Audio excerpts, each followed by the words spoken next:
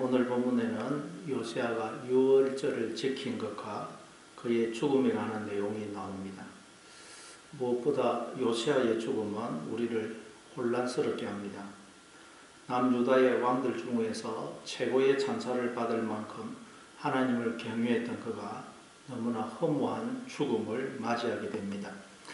성경은 요시아의 죽음을 통해서 우리에게 뭘 말씀하려고 하는 것일까요? 오늘 본문을 읽어가면서 한번 살펴보도록 하겠습니다. 21절부터 23절입니다. 왕이 뭇 백성에게 명령하여 이르되 이 언약책에 기록된 대로 너희의 하나님 여호와를 위하여 유월절을 지키라 하며 사자가 이스라엘을 다스리던 시대부터 이스라엘 여러 왕의 시대와 유다 여러 왕의 시대에 이렇게 유월절을 지킨 일이 없었더니 요시아 왕이 18째 해에 예루살렘에서 여호와 앞에 이 유월절을 지켰더라. 요시아는 성전을 수축하다가 발견한 율법책에 기록된 대로 모든 백성에게 유월절을 지키도록 명령합니다. 이때가 요시아가 왕이 된 지 18년째라고 그럽니다. 8살에 왕이 되었으니까 26살 되던 해입니다. 굉장히 젊은 때입니다. 역대하 30장에 보면 히스기야 왕도 유월절을 지키죠. 원래 유월절은 1월 14일에 지켜야 되는데 히스기야 때는 2월 14일에 지킵니다. 왜냐하면 유월절을 지킬 제사장이 부족하고 또 백성들이 유월절을 지킬 준비가 되어 있지 않았기 때문입니다. 그런데 요시아는 모든 백성에게 명령하기를 이 언약책에 기록된 대로 너희의 하나님 여호와를 위하여 유월절을 지키라고 명령합니다. 그래서 사사시대 이후로 지금까지 이때처럼 유월절을 지킨 적이 없었다고 말씀합니다. 그만큼 말씀대로 철저하게 유월절을 지켰다는 말입니다. 그러면 유월절은 왜 그리고 어떻게 지켰죠? 이 유월절은 하나님이 애굽에 내린 마지막 10번째 재앙인 애굽의 모든 장자를 죽이시는 재앙을 앞두고 지켰던 절기입니다. 출애굽기 12장 3절 이하에 보면 어린 양을 잡아 그 피를 문설주와 문인방에 바르고 고기를 불에 구워 무교병과 썬 나물과 함께 먹되 허리에 띠를 띠고 발에 신을 신고 손에 지팡이를 잡고 그 피 먹어야 됩니다. 출애굽기 12장 13절입니다. 내가 애굽 땅을 칠 때 그 피가 너희가 사는 집에 있어서 너희를 위하여 표적이 될지라 내가 피를 볼 때에 너희를 넘어가리니 재앙이 너희에게 내려 멸하지 아니하리라. 너희는 이 날을 기념하여 여호와의 절기를 삼아 영원한 규례로 대대로 지킬지니라. 문설주와 인방에 발라진 어린 양의 피를 보면 재앙이 넘어갈 것이라고 말씀합니다. 그래서 이스라엘 백성들은 그 문에 바른 어린 양의 피 때문에 죽음의 재앙을 보지 않고 애굽에서 나오게 되죠. 뿐만 아니라 출애굽기 34장에 보면 이스라엘 백성들이 절기를 지키는 동안 하나님께서 아무 적도 침범하지 못하게 지켜주실 것이라고 말씀합니다. 출애굽기 34장 23절 24절 너희의 모든 남자는 매년 3번씩 주 여호와 이스라엘의 하나님 앞에 보일지라 내가 이방 나라들을 내 앞에서 쫓아내고 내 지경을 넓히리니 내가 매년 3번씩 여호와 내 하나님을 뵈려고 올 때에 아무도 내 땅을 탐내지 못하리라. 그러니까 유월절을 지키게 되면 이 재앙이 넘어갑니다. 저주와 사망이 떠나갑니다. 또한 모든 적으로부터 하나님이 우리를 지켜주십니다. 따라서 우리는 반드시 유월절을 지켜야 됩니다. 유월절을 지키지 않으면 재앙과 저주와 사망이 우리를 엄습하는 것입니다. 적에게 패하여 죄의 종된 삶을 살게 됩니다. 따라서 우리는 반드시 유월절을 지켜야 됩니다. 그럼 오늘 우리가 지켜야 될 유월절은 무엇일까요? 유월절에서 가장 중요한 것은 어린 양인데 요한복음 1장 29절에 보니까 보라 세상죄를 지고 가는 하나님의 어린 양이로다. 예수님을 두고 세례요한이 하나님의 어린 양이라고 부르죠. 그러니까 유월절 때 잡았던 그 어린 양은 예수 그리스도를 예표하는 것입니다. 그래서 예수님이 유월절 어린 양이 되셔서 십자가에 달려 물과 피를 쏟으시고 죽으시죠. 따라서 이제 우리는 예수님의 피를 우리의 마음에 바르고 예수님의 살과 피를 먹고 마셔야 됩니다. 그때 모든 저주와 사망이 떠나가고 우리는 애굽에서 무덤에서 나오게 됩니다. 하나님 나라를 살게 됩니다. 그럼 예수님의 피를 바르고 예수님의 살과 피를 먹고 마신다는 말은 무슨 뜻입니까? 예수님의 십자가는 바로 하나님과 내가 어떤 관계에 있는지를 보여주는 것이라고 그랬죠. 예수님의 굵은 대못으로 십자가에 손과 발목이 박혀 물과 피를 쏟으셨는데 예수님이 달리신 그 나무 십자가는 말하자면 우리를 상징하는 것입니다. 그러니까 우리는 어떤 존재냐? 우리가 어떻게 해서 이렇게 생명과 복을 누리면서 살고 있는 것이냐? 바로 생명이신 하나님이 굵은 대못에 박히는 고통을 감수하시면서 바짝 마른 나무와 같은 우리와 하나가 되어 주시고는 끊임없이 물과 피를 쏟아부어 주심으로 바짝 마른 나무와 같은 우리가 이렇게 생명과 복을 누리며 살고 있다는 것입니다. 우리는 그냥 존재하는 것이 아니라 하나님의 이해할 수 없는 희생과 고통과 죽음이 하나님이 당신의 생명을 전부를 부어주시는 이해할 수 없는 사랑 위에 이렇게 생명과 복을 누리며 살고 있다는 말입니다. 그런데도 우리는 그동안 이걸 알지 못한 채 나에게 주어진 생명, 지혜, 능력, 은사, 힘, 재능, 건강, 부 모든 것이 내 것이냐? 내가 나의 주인이 머리가 되어 살았습니다. 내 뜻과 내 생각과 내 양망과 내 욕심을 이루고 나를 드러내는 것을 목적으로 삼았습니다. 내 성질, 내 고집대로 살았습니다. 그래서 마음으로 생명이신 하나님을 떠남으로 우리에게 저주와 사망이 임하고 온갖 원수들이 우리의 마음을 침략하여 짓밟은 것입니다. 죄의 종, 죄의 포로된 삶을 살았던 것입니다. 그런데 우리가 지금도 그런 삶을 살 때가 많죠. 하나님께서 내 인생을 책임지시고 선하게 인도하신다는 것을 잊어버린 채 내가 내 인생의 주인이 되어 염려하고 걱정하고 불안과 두려움 가운데 살고 절망과 낙심과 미움 속에서 살 때가 많습니다. 무덤의 삶을 살 때가 많습니다. 그래서 유월절을 지키라는 거예요. 근데 이 유월절을 지키라는 말은 무슨 뜻이에요? 바로 하나님과의 바른 관계를 맺으라는 말이에요. 유월절을 지키라는 말이에요. 하나님의 주권과 통치와 다스림을 받아들이라는 말입니다. 네 고집대로, 성질대로, 네 뜻대로, 네 주관대로 살지 말라는 말씀입니다. 내 마음속에 늘 예수님의 피가, 예수님의 말씀이 흐르도록 즉 예수님이 주인으로 계시도록 하라는 말입니다. 하나님이 내 인생을 책임지시며 선하게 하신다는 걸 믿고 내 삶을 하나님께 맡기라는 것입니다. 그러면 우리는 애굽에서 나와 무덤에서 나와 하나님 나라 안으로 들어오게 되는 것입니다. 그래서 마태복음 6장 31절 이하를 보면 그러므로 염려하여 이르기를 무엇을 먹을까 무엇을 마실까 무엇을 입을까 하지 말라. 이는 다 이방인들이 구하는 것이라. 너희 하늘 아버지께서 이 모든 것이 너희에게 있어야 할 줄을 아시느니라. 그런즉 너희는 먼저 그의 나라와 그의 의를 구하라. 그리하면 이 모든 것을 너희에게 더하시리라. 그 말씀합니다. 너희는 먼저 그의 나라와 그의 의를 구하라는 말은 언제나 하나님과의 관계를 바로 하라는 말입니다. 우리는 무슨 생각을 하든 무슨 말을 하든 무슨 일을 하든 무슨 계획을 세우든 무슨 행동을 하든 어디를 가든 누구를 만나든 언제나 하나님과의 관계를 먼저 바로 해야 됩니다. 그렇지 않으면 우리는 실수하고 넘어지고 죄에 져서 죄의 종으로 살게 되는 것입니다. 우리는 늘 하나님을 생각하고 하나님께 기도하고 하나님의 말씀을 읽고 듣고 묵상해서 말씀이 내 마음을 주장하도록 해야 됩니다. 하나님이 내 마음의 주인으로 거하시게 해야 됩니다. 그게 유월절을 지키는 것입니다. 그때 우리는 승리하는 것입니다. 날마다 유월절을 지킴으로 승리하시는 여러분 되시기를 바랍니다. 그래서 유월절을 지킨 것을 두고 이렇게 말씀합니다. 24절, 25절 요시아가 또 유대 땅과 예루살렘에 보이는 신접한 자와 점쟁이와 드라빈과 우상과 모든 가정한 것을 다 제거하였으니 이는 대제사장 hil기야가 여호와의 성전에서 발견한 책에 기록된 율법의 말씀을 이루려 함이라. 요시아와 같이 마음을 다하며 뜻을 다하며 힘을 다하여 모세의 모든 율법을 따라 여호와께로 돌이킨 왕은 전에도 없었고 후에도 그와 같은 자가 없었더라.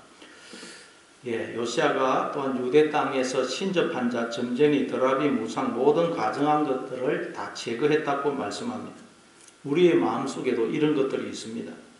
멸망에 가증한 것들이 하나님이 거하시는 거룩한 성전이 우리의 마음속에 들어와서 우리의 마음을 더럽히고 있습니다. 이것들을 제거해야 하나님 나라가 우리의 마음에 임하는 것입니다. 그럼 어떻게 하면 이것들을 제거하여 우리의 마음을 깨끗하게 할 수 있습니까? 히브리서 9장 13절 14절입니다. 염소와 항소의 피와 암송아지의 죄를 부정한 자에게 불어 그 육체를 정결하게 하여 거룩하게 하거든 하물며 영원하신 성령으로 말미암아 흠 없는 자기를 하나님께 드린 그리스도의 피가 어찌 너희 양심을 죽은 행실에서 깨끗하게 하고 살아계신 하나님을 섬기게 하지 못하겠느냐. 우리 스스로는 우리의 마음을 깨끗하게 할 수 없습니다. 우리의 힘과 지혜로는 결코 우리의 마음속에 들어와서 견고하게 자리를 잡고 있는 멸망에 가증한 것들, 즉 우상들을 제거할 수 없습니다. 오직 그리스도의 피만이 그것들을 제거하고 우리를 깨끗게 할 수 있습니다. 따라서 우리의 마음에 그리스도의 피가 흐르도록 해야 됩니다. 베드로전서 1장 18절 19절입니다. 너희가 알거니와 너희 조상이 물려준 헛된 행실에서 대속함을 받은 것은 은이나 금같이 없어질 것으로 된 것이 아니요 오직 흠없고 점없는 어린 양 같은 그리스도의 보배로운 피로 된 것이니라. 오직 흠없고 점없는 어린 양 대신 그리스도의 보배로운 피가 우리를 헛된 행실에서 깨끗게 해주신다고 말씀합니다. 따라서 우리는 날마다 그리스도의 피를 우리의 마음에 발라야 됩니다. 그리스도의 피가 강같이 우리의 마음에 흐르도록 해야 됩니다. 다시 말해 십자가를 통해 드러난 그 하나님의 청량할 수 없는 사랑, 자격 없는 나에게 베풀어 주시는 그 하나님의 청량할 수 없는 은혜와 사랑을 기억해서 언제나 감격하며 살아야 됩니다. 사도 바울처럼 나는 사도들 중에서 가장 작은 자다. 더 나아가서 나는 성도들 중에서 가장 작은 자보다 더 작은 자다. 더 나아가서 나는 죄인 중에 괴수다. 그런데 하나님이 이런 나를 위해서 아들을 주게 자녀로 삼아주셨다 하는 것을 기억하고 늘 사랑에 빚진 자로 살아야 됩니다. 그때 우리의 마음속에는 그리스도의 피가 강같이 흐르게 되고 우리의 마음을 더럽히고 있던 모든 가증한 것들, 우상들이 씻겨 내려가는 것입니다. 또 26절 27절입니다. 그러나 여호와께서 유다를 향하여 내리신 그 크게 타오르는 진노를 돌이키지 아니하셨으니 이는 므낫세가 여호와를 경노케 한 그 모든 경노 때문이라. 여호와께서 이르시되 내가 이스라엘을 물리친 것 같이 유다도 내 앞에서 물리치며 내가 택한 이 성 예루살렘과 내 이름을 거기에 두리라 한 이 성전을 버리라 하셨더라. 요시야가 이렇게 마음과 뜻과 힘을 다하여 하나님께로 돌이켜 하나님을 경외하는 삶을 살았지만 하나님께서 유다를 향한 진노를 돌이키지 않으시겠다고 말씀합니다. 예루살렘과 성전을 버리겠다고 말씀합니다. 그럼 요시야가 한 기도는 응답을 받지 못하는 것일까요? 요시야의 신앙과 기도는 실패한 것입니까? 요시야를 보고 이스라엘을 좀 용서해 주시면 안 되는 것일까요? 그런데 하나님은 진노를 내리시겠다고 말씀합니다. 그뿐만이 아닙니다. 28절부터 30절입니다. 요시야의 남은 사적과 행한 모든 일은 유다 왕 역대 지략에 기록되지 아니하였느냐. 요시야 당시에 애굽의 왕 바롯느고가 아수르 왕을 치고자 하여 유브라데 강으로 올라가므로 요시야 왕이 맞서 나갔더니 애굽 왕이 요시야를 머깃도에서 만났을 때 죽인지라. 신복들이 그의 시체를 병거에 싣고 머깃도에서 예루살렘으로 돌아와 그의 무덤에 장사하니 백성들이 요시야의 아들 요아스를 데려다가 그에게 기름을 붓고 그의 아버지를 대신하여 왕으로 삼았더라. 그렇게 마음과 뜻과 힘을 다하여 하나님을 섬기며 하나님을 경외하는 삶을 살았던 요시야의 말년 결국이 어떻게 되느냐. 너무나 허무하게 죽임을 당합니다. 그 당시에 애굽의 왕 바롯느고가 아수르 왕을 치기 위해서 머깃도를 지나가는데 요시야 왕이 못 지나가게 막다가 죽임을 당합니다. 우리 이 본문을 읽을 때마다 참 혼란스럽고 이해가 잘 안 됩니다. 더구나 역대하 35장 21절 22절을 보면 이 모든 일 후 곧 요시야가 성전을 정돈하기를 마친 후에 애굽 왕 느고가 유브라데 강가에 갈그미스를 치러 올라왔으므로 요시야가 나가서 방비하였더니 느고가 요시야에게 사신을 보내어 이르되 유다 왕이여 내가 그대와 무슨 관계가 있느냐. 내가 오늘 그대를 치르는 것이 아니요 나와 더불어 싸우는 족속을 치르는 것이라. 하나님이 나에게 명령하사 속히 하라 하셨은즉 하나님이 나와 함께 계시니 그대는 하나님을 거스르지 말라. 그대를 멸하실까 하노라 하나 요시야가 몸을 돌이켜 떠나기를 싫어하고 오히려 변장하고 그와 싸우고자 하여 하나님의 입에서 나온 너구의 말을 듣지 아니하고 무기또 골짜기에 이르러 싸울 때에 활 쏘는 자가 요시야 왕을 쏜지라. 왕이 그의 신하들에게 이르되 내가 중상을 입었으니 나를 도와 나가게 하라. 그 부하들이 그를 병거에서 내리게 하고 그의 버금 병거에 태워 예루살렘에 이르는데 그가 죽으니 그의 조상들이 묘실에 장사되니라. 온 유다와 예루살렘 사람들이 요시야를 슬퍼하고 애굽왕 바로너고가 아수르와 싸우기 위해 머깃돌을 지나가는 것이 하나님의 뜻이라고 그래요. 그런데 요시야가 하나님의 입에서 나온 바로너고의 말을 듣지 않으므로 머깃돌 골짜기에서 죽임을 당했다고 그럽니다. 성경에 보면 가끔 이방인에게도 하나님의 말씀이나 계시가 임할 때가 있죠. 그렇다면 요시야는 마지막에 영적으로 깨어있지 못했다는 것을 알 수가 있습니다. 우리도 아무리 이전에 은혜를 많이 받고 영적으로 깨어있었다 할지라도 지금 겸손히 하나님을 찾고 하나님을 하지 않으면 즉시 영적으로 넘어집니다. 베드로도 너희는 나를 누구라 하느냐라는 예수님의 말씀에 주는 그리스도시요 살아계신 하나님의 아들이십니다 라는 대답을 해가지고 주님으로부터 바요나 시몬아 내가 복이 있도다 이를 내게 알게 하니는 혈육이 아니요 하늘에 계신 내 아버지시니라 라는 칭찬을 받았죠.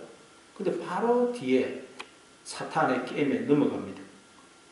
예수님이 내가 예루살렘에 올라가는 것은 너희들이 기대하는 것처럼 나를 높이고 나를 드러내고 나를 주장하기 위해서가 아니고 오히려 십자가에 죽기 위해서다. 그러니까 베드로가 예수님의 앞을 가로막고는 주님 그런 말씀 하지 마십시오. 그런 일은 절대 주님께 일어나지 않을 것입니다. 그러죠. 그래서 주님으로부터 사단아 내 뒤로 물러서라. 너는 나를 넘어지게 하는 자로다. 내가 하나님의 일을 생각지 않고 도리어 사람의 일을 생각하는도다 라는 책망을 받죠. 이처럼 우리는 한순간이라도 주님을 의지하지 않으면 그즉시 넘어지는 것입니다. 아마 요시야도 그랬던 것 같습니다. 그렇지만 우리 생각에 드는 의문은 성경에서 늘 하나님을 대적하는 자로 등장하는 애굽왕 바로느거가 내가 하나님의 명을 받았다. 하나님이 나를 통해서 말씀하신다고 할 때 그걸 어떻게 믿을 수 있겠느냐는 것입니다. 오히려 애굽왕 바로를 대적하는 것이 하나님 편을 드는 것 아닙니까? 참 이해가 안 돼요. 그러니까 성경은 요시야의 죽음을 통해서 우리에게 뭔가를 말씀하고 있는 것입니다. 여러분 그렇게 마음과 뜻과 힘을 다해 하나님을 섬기고 경외하는 삶을 살았던 요시야가 이렇게 허무한 죽음을 맞이할 때 자녀들, 가족들, 주변의 사람들이 얼마나 충격을 받았겠어요.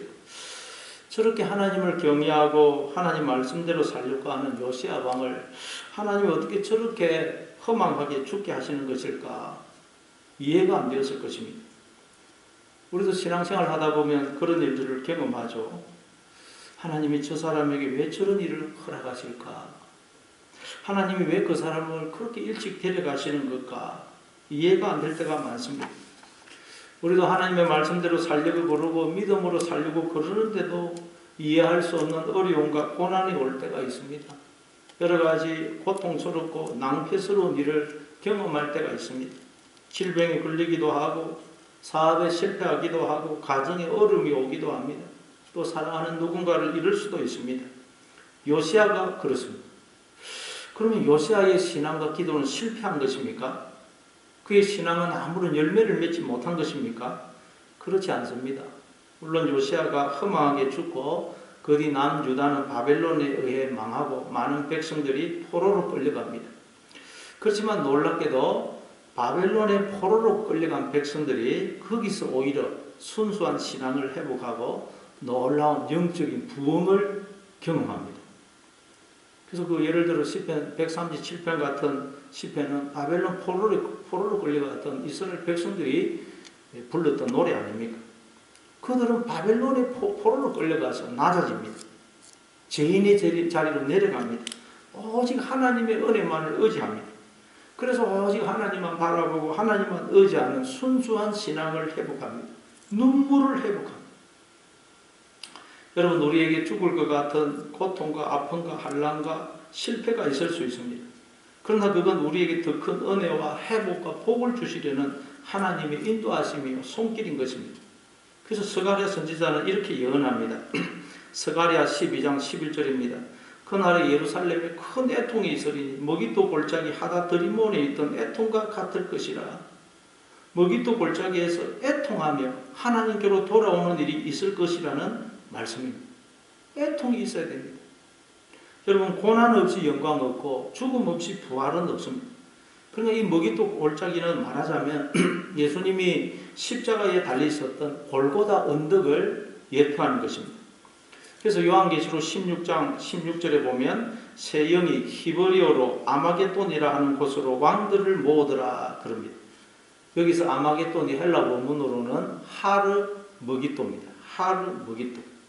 하르는 산이고 언덕, 산 언덕이라는 뜻입니다. 그래서 하르 머깃도는 머깃도의 산, 머깃도의 언덕이라는 뜻입니다. 그래서 이 머깃도 언덕에서 큰 전쟁이 일어납니다. 하나님은 우리를 이 머깃도 언덕으로, 즉 골고다 언덕으로 데리고 가십니다.